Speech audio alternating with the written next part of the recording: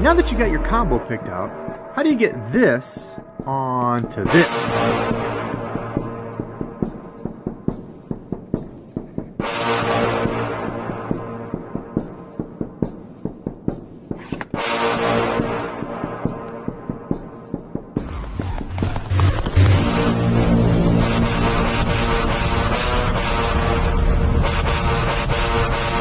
I forgot to put it through the line guide. Why is that so hard? Video number 2 in our series for beginner bass anglers. What do you do after you get your combo picked out? You've got the rod, you've got the reel. What do you do with all this stuff? How do you get it on here? What should you do? What should you not do? That intro may have been a little bit of an exaggeration, but especially if you're a newer angler, you're going to make those sort of mistakes. And there's definitely some things you do want to do, and there's some things that you do not want to do when you're getting your reel spooled up. So the first step of spooling up your reel is going to be the connection knot to your spool and to use backing or not to use backing. That is the question. Backing. What is backing? Well, backing is simply referring to when you look at a reel, it holds a certain amount of line. This, for example, if it were 12-pound monofilament, would hold 165 yards. So if I had some monofilament here and pretend this is 12-pound instead of 6-pound, this reel would hold 165 yards of this monofilament. But let's say instead of monofilament, I wanted to use fluorocarbon, 100% fluorocarbon, which is a lot more expensive than just a straight monofilament.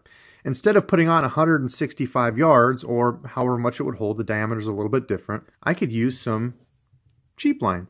This was some line that I got at Walmart a long time ago that I've been using for backing. It was 1,000 yards for, I don't know, $6, $7, something like that.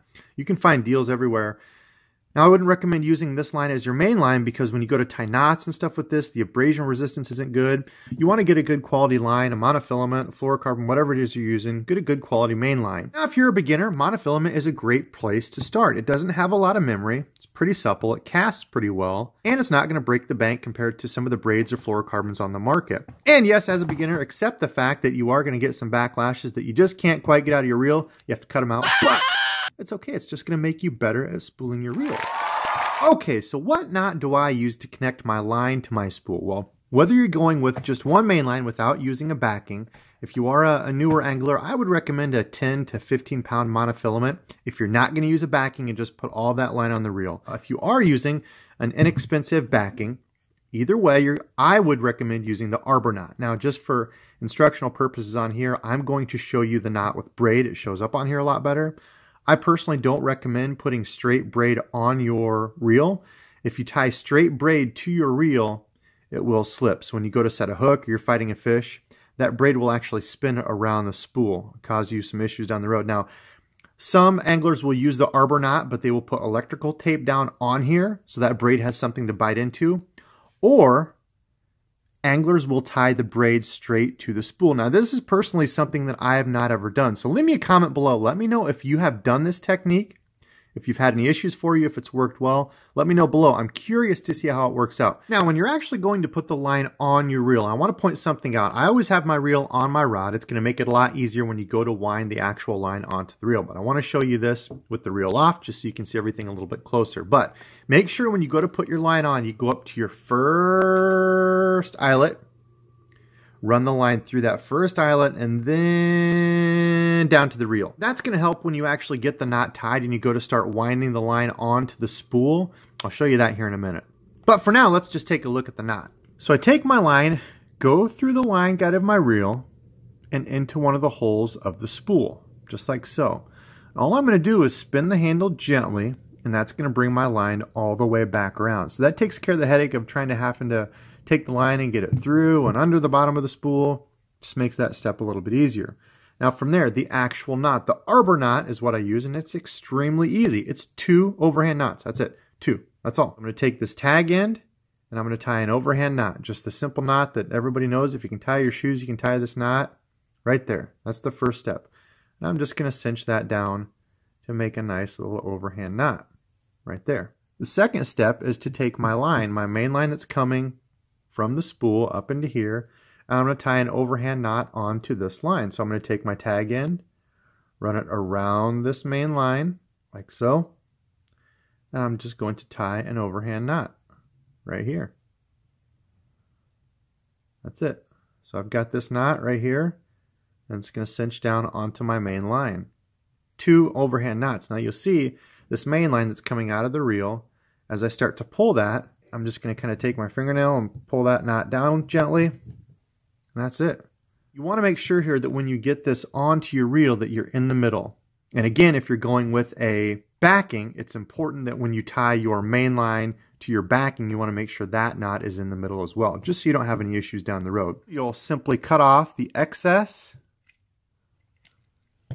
like that, and you are ready to go. Start putting the line on your reel. So a couple things to remember.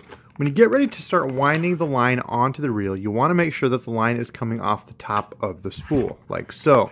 It's going to be coming off the top of the spool onto your reel, and it's going to be actually going onto the top of your reel as well as it winds around. And that's going to help eliminate line twists down the road, especially if you're using a fluorocarbon or a monofilament. With braid, it's not as big of a deal because it doesn't have memory. So an easy step when you go to start spooling the line onto the reel, you don't need a pencil or somebody else to hold it.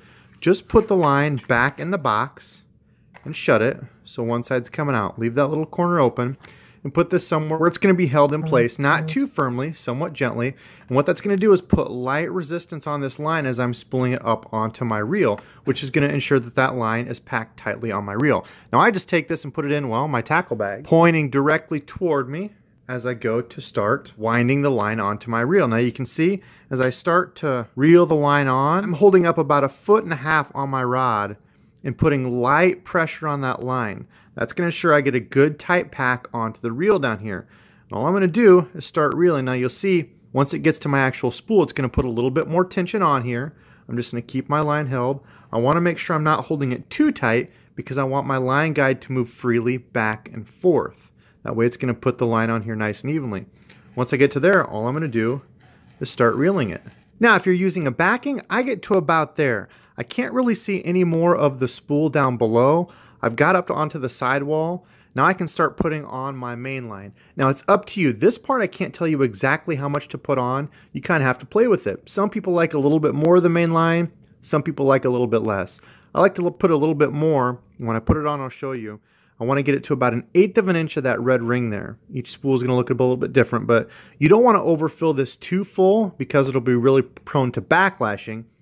But you don't want to have it where, like this, if I just left it like this, it's going to affect my castability. And as I'm tying knots and cutting line off, I'm just going to get to the point where I don't have enough line on here and I'm not going to be able to make good long casts. You just kind of have to play with it, trial and error, and find out exactly how much main line you want. Now, if you're a new angler and you're just putting straight mono on here, you would just keep going until this spool looked about like, well, about like that. I've got about 1/8 of an inch left between my line and the end of the spool. And that's about how much I want to leave on there. But if you did want to go with the backing, let's take a closer look at the knot that I use to tie my backing to my main line.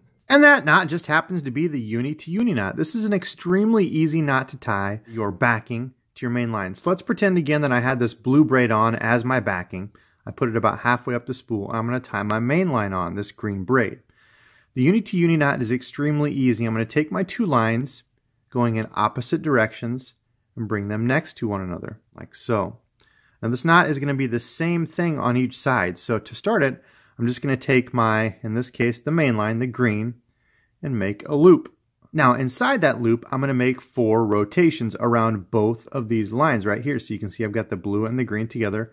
I'm just going to make 4 rotations. So I'm going to bring that through 4 times. 1, 2, 3, 4. From there, I would wet my line, and then I'm just going to hold the tag end, gently pull it down, and it will make a small knot there. As you can see, it's a nice little round barrel all lined up. I'm going to do the exact same thing on the opposite side with the blue line, which would have been my backing material.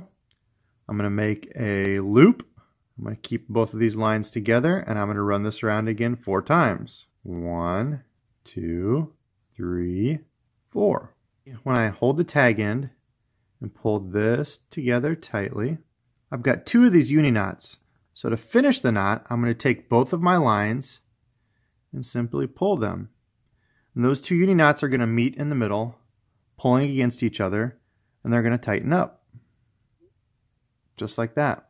Take your handy cutters and cut both of those tag ends. And that is what you're left with. Now make sure when you start reeling this in and you're putting your actual main line on, make sure that this knot falls in the middle of your spool as well, just to make sure it's not off to one side or the other, to make it off balance. Again, I've never had an issue with that, but I know some people have, so just make sure both of your knots are in the middle of your spool. From there, you'll continue winding on your main line until it looks something like this. Again, I take the line so it's about 1/8 of an inch from the top of the spool. Not anymore because you'll have issues with backlashing. And we don't want that, especially if you're new. I hope this helped you all. If you're new to using Baitcasters, let me know in the comment section below if you have any questions about putting line on here. And if you've not already subscribed to the KastKing channel, please do so for more informative videos just like this one. And until next time,